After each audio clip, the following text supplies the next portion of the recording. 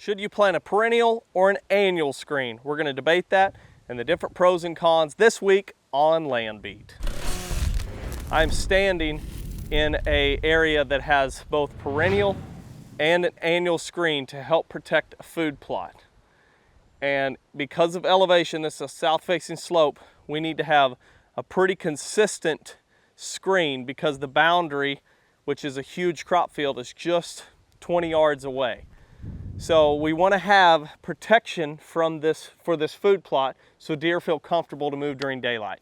We want them to be able to come out of their bedding area, down the hill, and step out in the food plot and not feel like they're fully exposed to the surrounding area, which was a humongous crop field. We get asked a lot about, should you do annual, should you do perennial, and I just love diversity, so I would like to see some perennial shrubs, some perennial grasses, and then sometimes if required, some annual screens. You can use various types of plant species for annual: Egyptian wheat, Sudan grass. I've even seen sun hemp get used. But in this case, you see some residual miscanthus grass. We don't have time today for me to go in on miscanthus grass, but it is a very common perennial grass that is used for screening. It's fairly expensive, but it can offer sometimes a very good screen.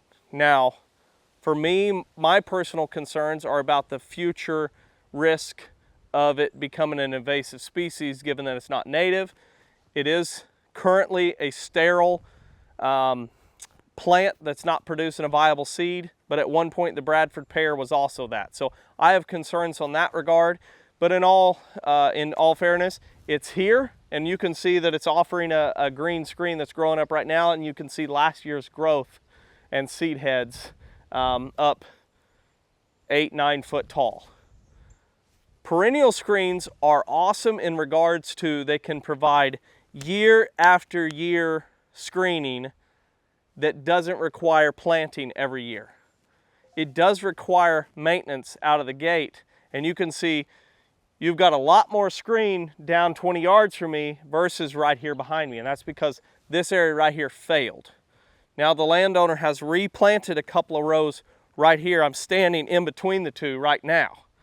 So as this grows up, it can fill in this gap, and we have multiple layers of perennial tall grass here in clumps, and then a good solid stand here if it grows correctly, and then we have a stand about 10 foot wide of Egyptian wheat. Egyptian wheat is an awesome screen as long as weather permits, but you also have the ability to plant it late in the spring, early in the summer, and if it appears to fail, turn around and plant it again, given you're not so late in the summer.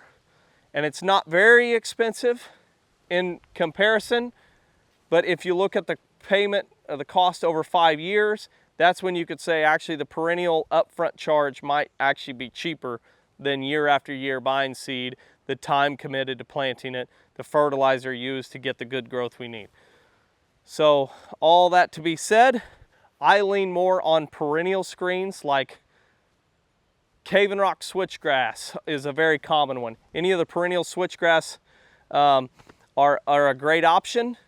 But native shrubs are also a great option, but you have to have time devoted in saying, okay, I'm out 5 years, maybe I do a perennial screen or an annual screen and transition into perennial. But time and tested, annual screens can be great as long as you have the time to do it. But if you're anything like me, I lean more on perennials, and I can devote a couple years into an annual screen, but then hopefully remove that workload from my plate and rely heavily on my perennial screens.